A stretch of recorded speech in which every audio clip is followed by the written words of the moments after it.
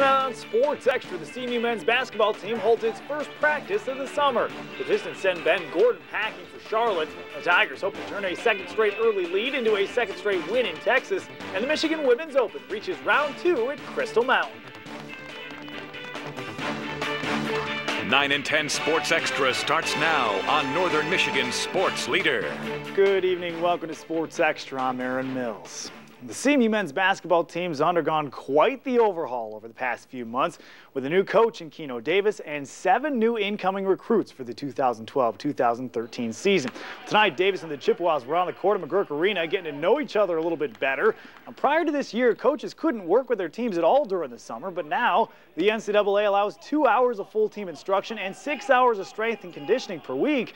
And those new rules really couldn't have come at a better time as the Chippewas continue to ease into a new era under Keno Davis.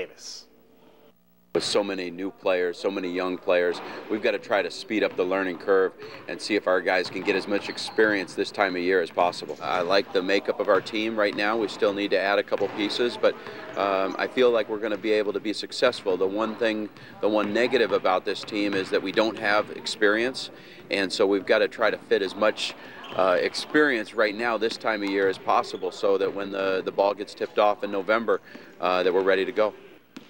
Well, in November, 1 year after playing aboard the USS Carl Vinson, the Michigan State men's basketball team will play in front of members of our military once again. The Spartans going to play UConn in Germany on November 9th, but this time they'll need to bring their passports. Now, pending approval from the Department of Defense, the game going to be played in front of around 3,000 enlisted men and women at Ramstein Air Base, and Tom Izzo says he and his team are really honored to be a part of the whole thing.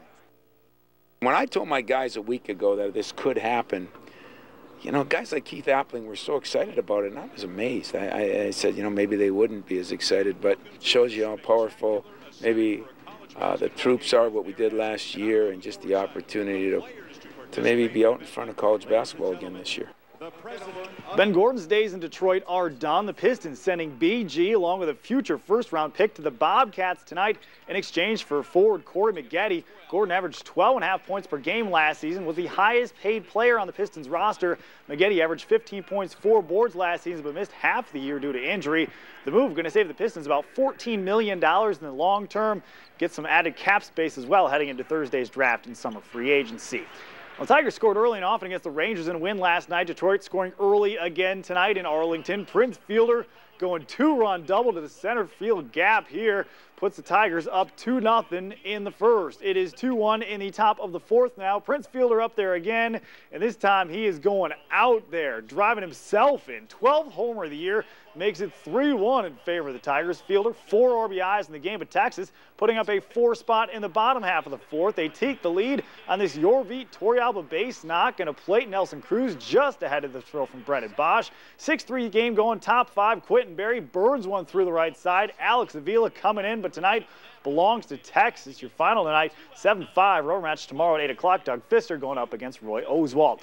Midwest League ball, the Whitecaps blowing an early 6-1 lead against Bowling Green, only to come back with a 4-run 8th inning and take the 13-11 win. Lance Durham, a pair of doubles, including the go-ahead 2-run double in the 8th. He had 4 RBIs, a whole lot less scoring for the Loons. In South Bend, they get doubled up by the Silverhawks, 4-2. Michigan Women's Open saw another tough day for scores on the Mountain Ridge course at Crystal Mountain. We'll get second-round highlights for you when Sports Extra returns.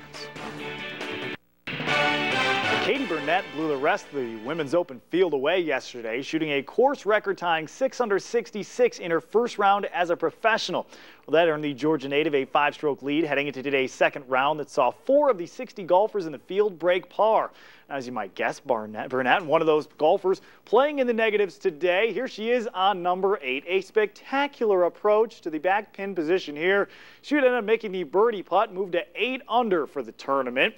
Playing in a group with Justina Yu, she started the day in second place. Here she is dropping the tricky birdie on 8. Yu would drop back, though, shooting 4 over. That puts her in a 5-way tie for third alongside Emma Jandel. Solid approach here for Emma on the par 4 fourth. She settles for par, part of her 1 under round on the day. Also in the group tied for third, England's Olivia Jordan-Higgins. The tee shot on the par 3 fifth, placing it perfectly to bounce and roll down off the side of the hill within a few feet of the cup. But the round of the day belonging to Grosse Ile's Laura Bavard. Here she is singing the birdie putt on the par 4 seventh. Then on number 9, another birdie for Bavard. She'd net 4 birds in a 6-hole stretch en route to a 4-under round today, but Burnett still holding strong, sinking a birdie on number 9 as well, and she sits at 8 under for the tournament.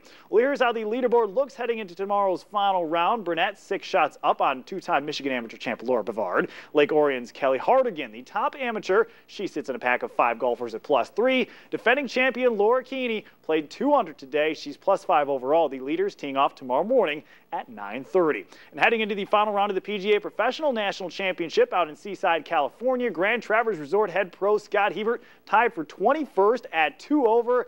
And that is big, people, because the top 20 finishers earn a berth into the PGA Championship in August. Detroit Lions cornerback Aaron Berry arrested for suspicion of DUI. He is now the 6th Detroit Lions player arrested in the offseason. And the NCAA presidents have approved a 4-team college football playoff that will begin in 2014. The 4 teams will be chosen by a selection committee.